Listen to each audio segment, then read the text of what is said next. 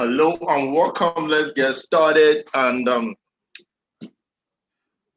today we're going to be looking at commerce. Very, very importantly, if you're going to be studying any commercial courses in any of the commercial courses,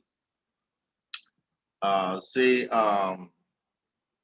marketing, business administration, banking and finance, you may be required to write commerce. So commerce is very, very important. And some people, whenever they want, let's say you want to do economics, they would choose financial accounting. I will advise you to choose economics and commerce. Commerce is like, once you do commerce, in your economics class, you're going to be covering most of the things you say in commerce. And commerce is very, very simple. It's not difficult. Okay. So we're going to be starting immediately. We are going to be looking at the meaning of commerce. Let's start with the meaning of commerce. So commerce can be defined as all the activities involved in the distribution and exchange of goods and services. So commerce in normal term, they say that the eastern part of Nigeria, they are always in business. Some people call it commerce, buying and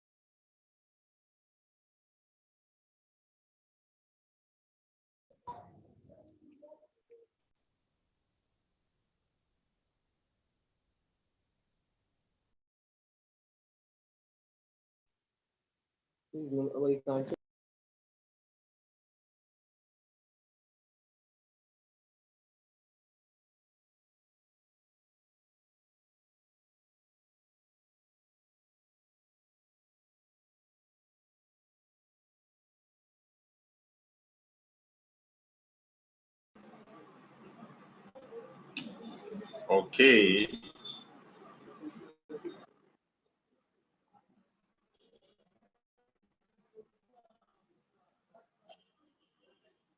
So sorry, I had a little network issue. Okay, but we are back. So we're looking at commerce. What is commerce? So I said that commerce is not just buying and selling. Commerce are all the activities involved in distribution and exchange of goods. So it includes your normal advertising. You have to advertise the products that you want to sell. It includes banking, going to banking your money and every transaction that you make towards your business. It includes communication, how you reach your customers. So all these come together, which is concerned with the distribution of goods and services and all the activities which assist and facilitate trade. So when you say that people are always doing business, you may mean trading, buying and selling.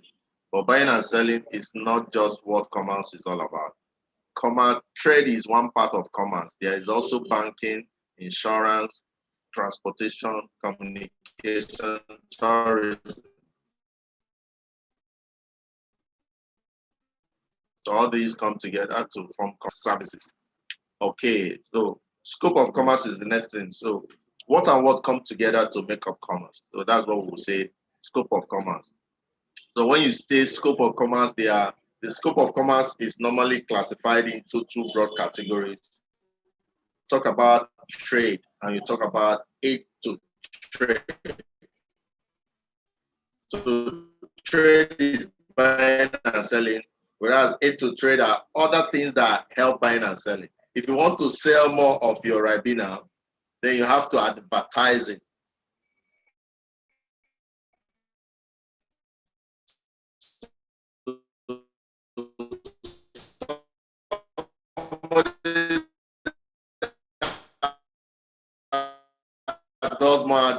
advert for is an aid to trade. The same thing with transportation. If you want to buy in town, whereas you're in the outskirts, get it and buy. So another thing is insurance. If you want your workers to be happy working for you, taking risks and helping you to sell or buy and sell or render service, you have to insure them. You have to do things like life assurance or other forms of insurance. Communication. If you want your customers to know the latest price of this, so that if somebody that is planning to buy when the price is down, you need to communicate to them. So communication helps also in buying and selling. Okay? Commerce includes trading and aids to trade. So we have trading here. All these other ones are known as aid to trade because they help trading. Transportation, I've explained that. Warehousing. If you're selling plenty things, you need to have a warehouse where you stock them so that they don't spoil and so that you have stock at all times when your customers need them. When your customers find out that you can always deliver, they will always be around to buy from you. Banking. Banking is very, very important. As a businessman, you must have bank account.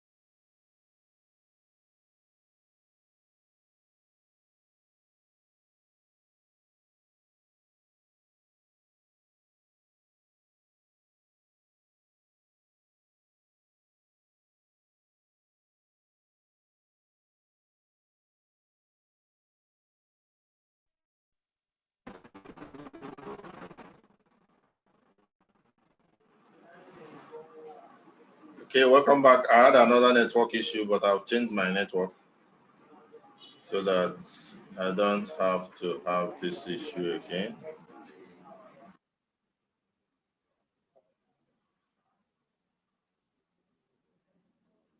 Okay, so we are looking at scope of commerce, and we say that scope of commerce is generally divided into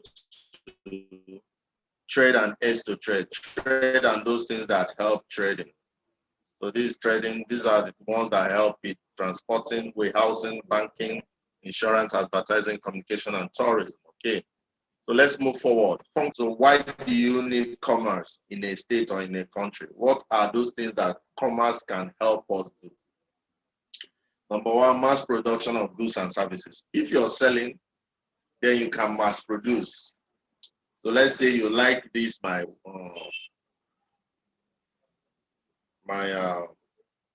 say you like this, you want Ribena.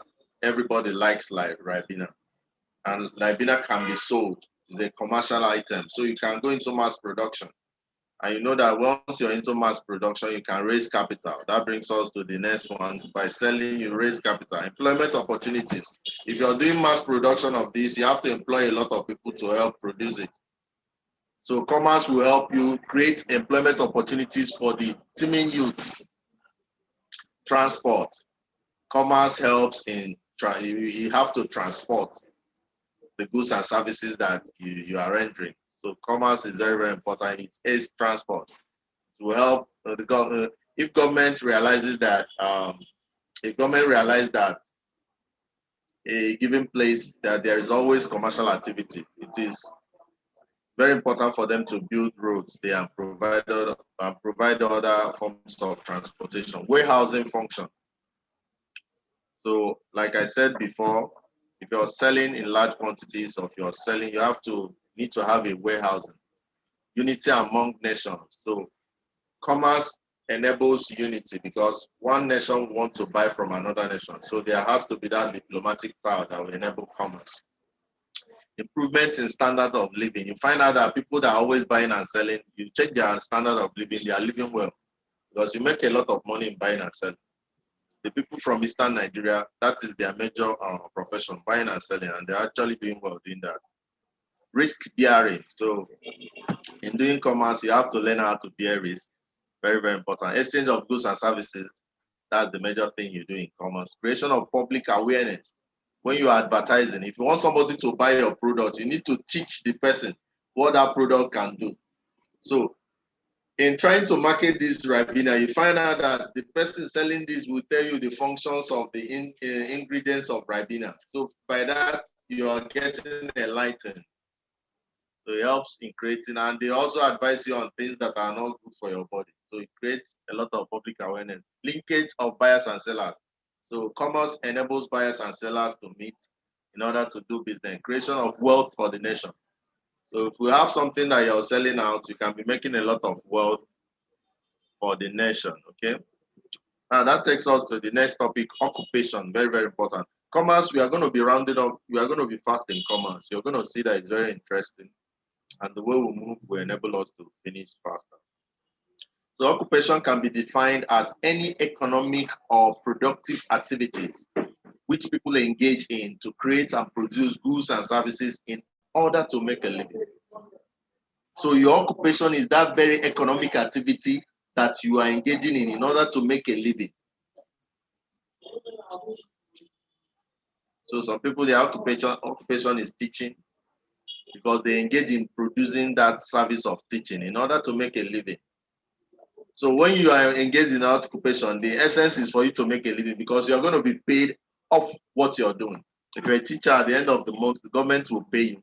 So that is your occupation. You're doing it in order to make a living. You render such services.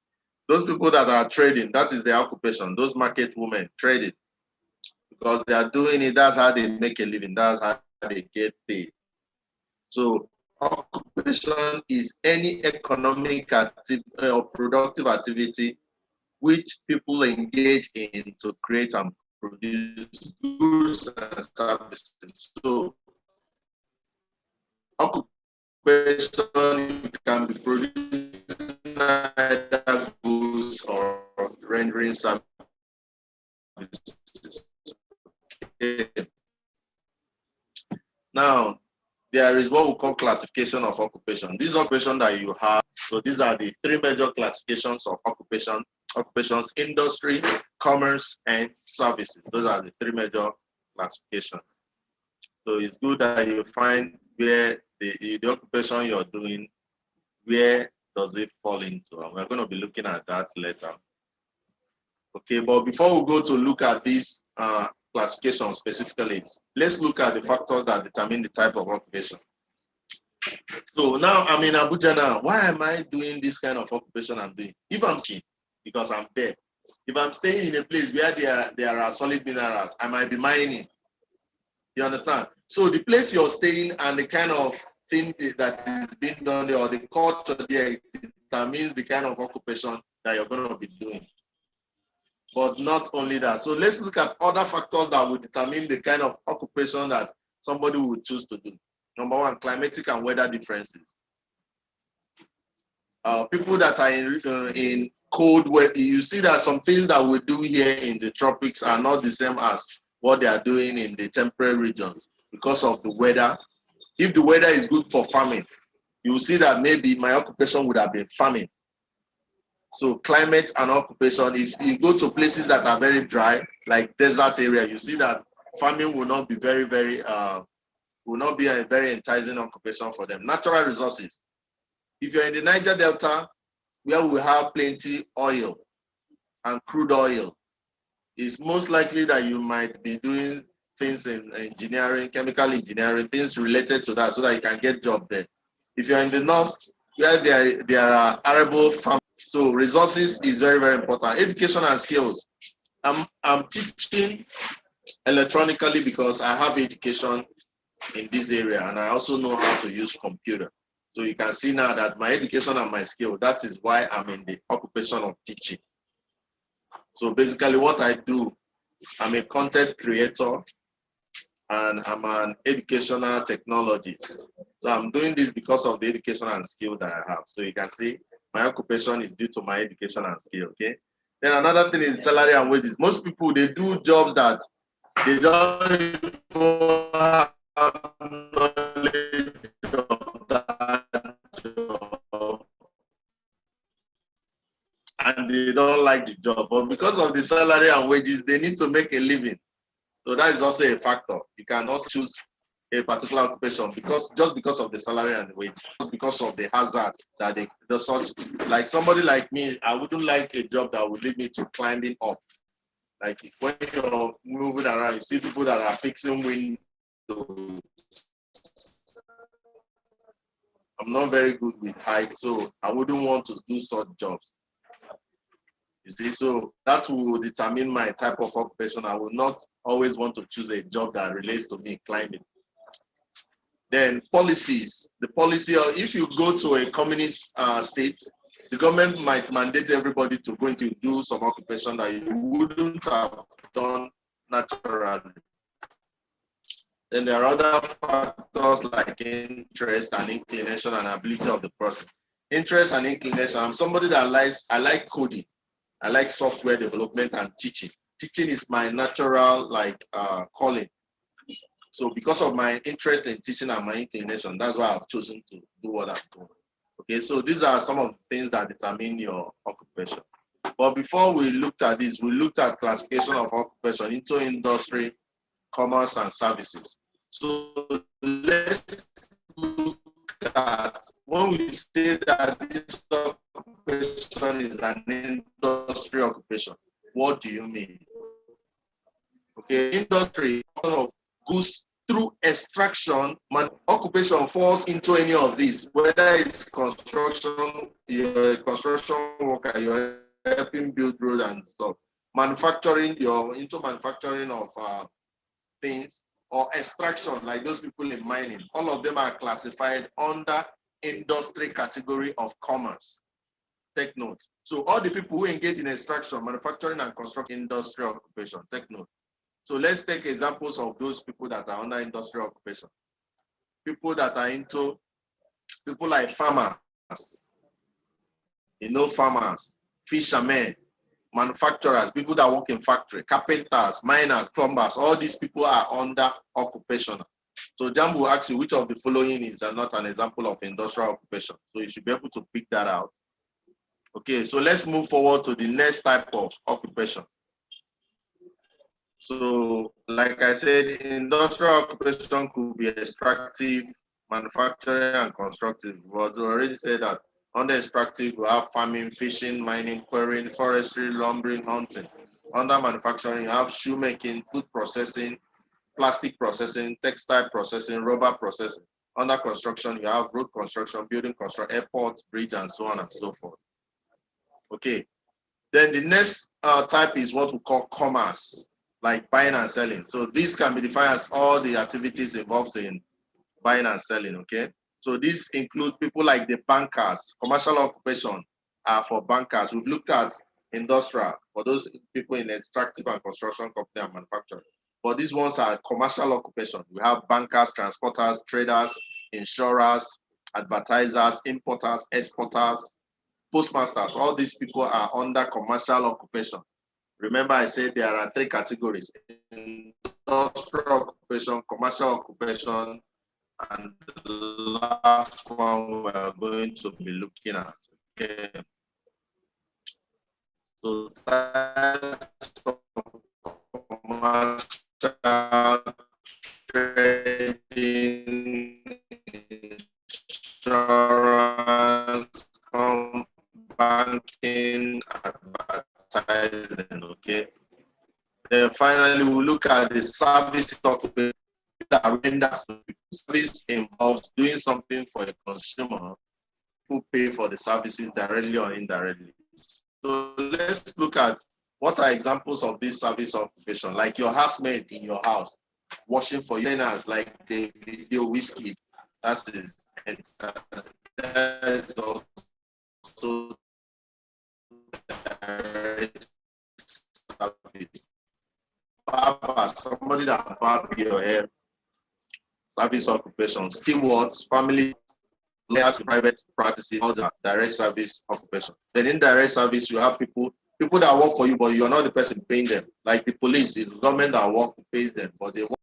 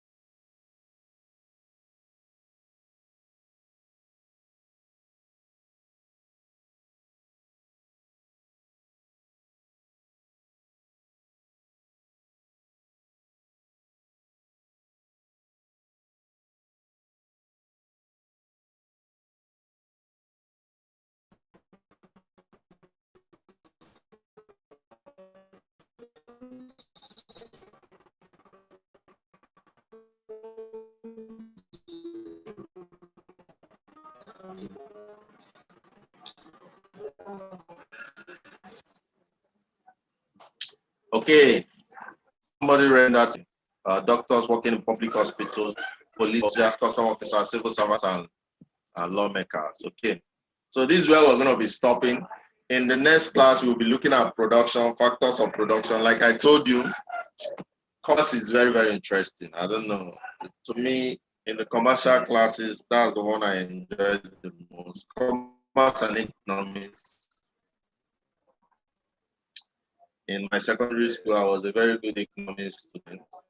So commerce, I see a lot of commerce in economics, and I enjoy it a lot. And I hope you enjoyed yourself. So as a recap of what